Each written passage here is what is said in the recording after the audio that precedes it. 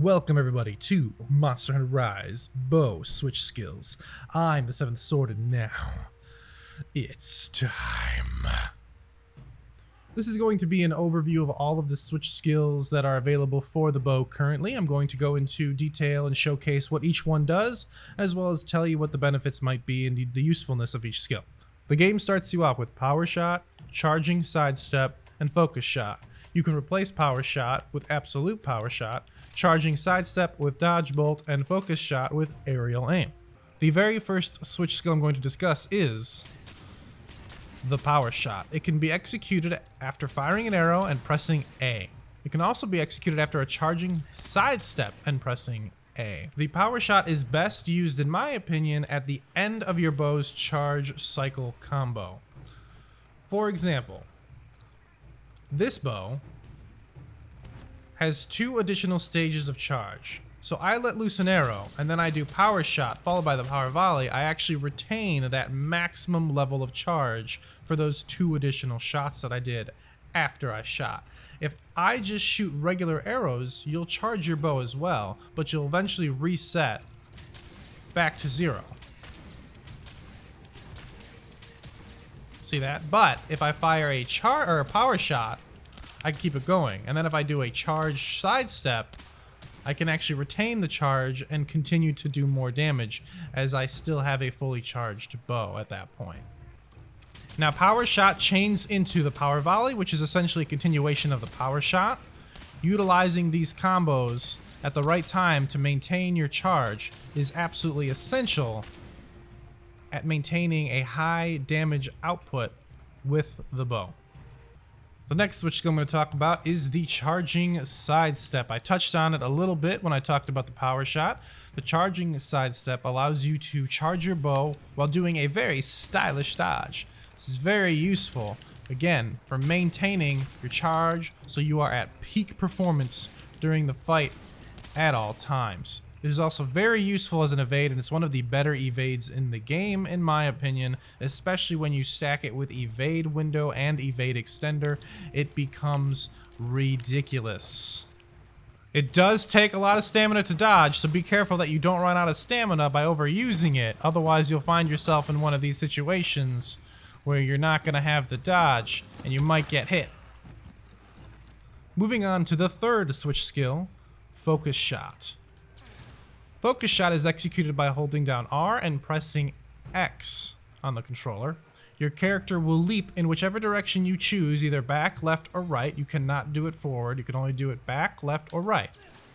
Character will leap into the air, and then they will perform a crouch. Focus Shot accomplishes 2 things at once. It's an evade as well as a stamina recharge. Using it when you're getting low on stamina to get out of danger, and then regenerating your stamina, is a very, very good strategy. Now, please keep in mind that you'll only regenerate stamina while maintaining the crouching position. Once you exit that crouching position, you will no longer be regenerating stamina. Because it has a very low recharge time, you can depend on it quite a lot during the fight.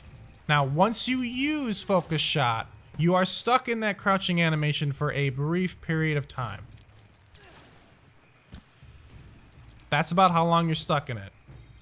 You can dodge out of it, but not right away. So keep that in mind when using it.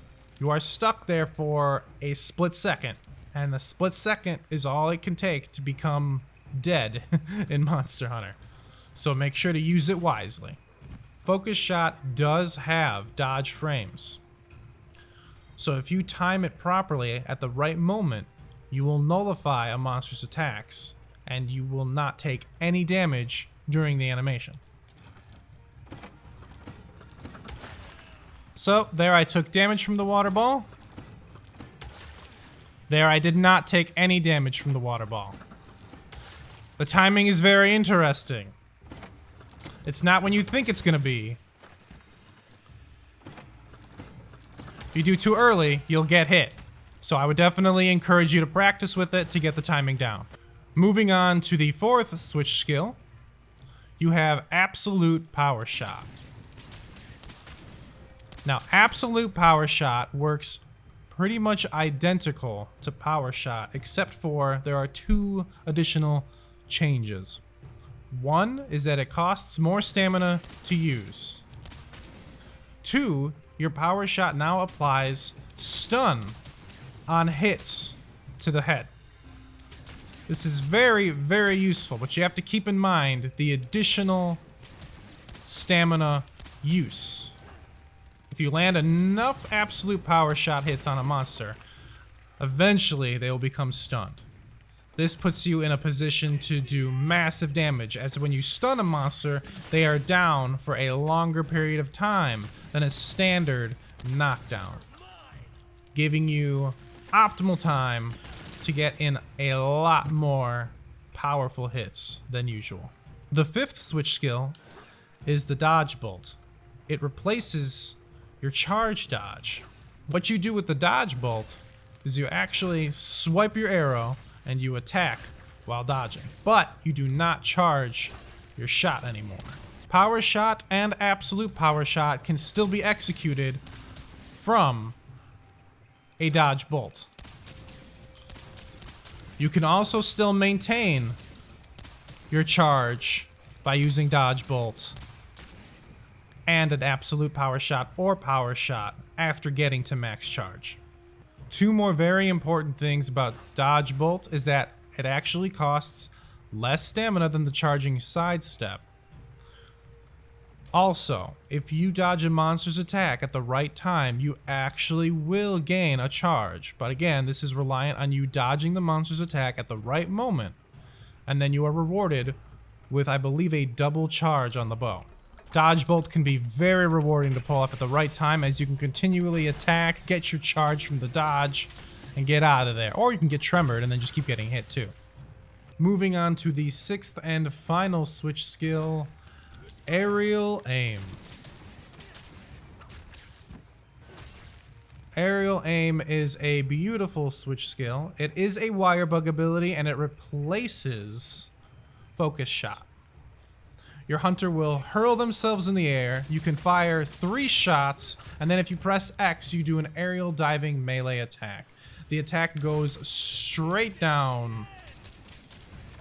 So if you do it right there, you'll just fall straight down from your position. You cannot arc it or aim it in any way that I've seen. You just plunge straight down to the ground.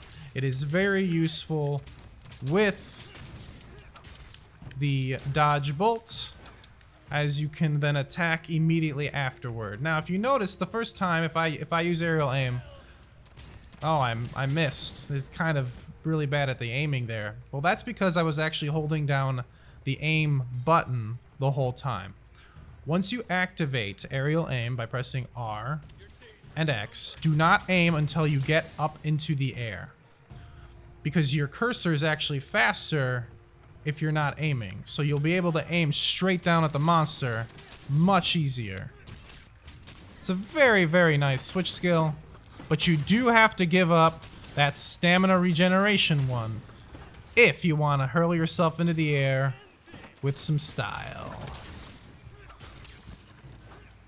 That's it for this video. Hopefully you enjoyed. I will also be releasing some build videos on the bow as well. Dual blades are probably my favorite weapon in the game, followed closely by the bow, and I am eyeing that long sword, so expect to see a video on that soon as well. But hopefully you enjoyed. Thank you so much for watching, and please stay tuned for more. I'll see you all later.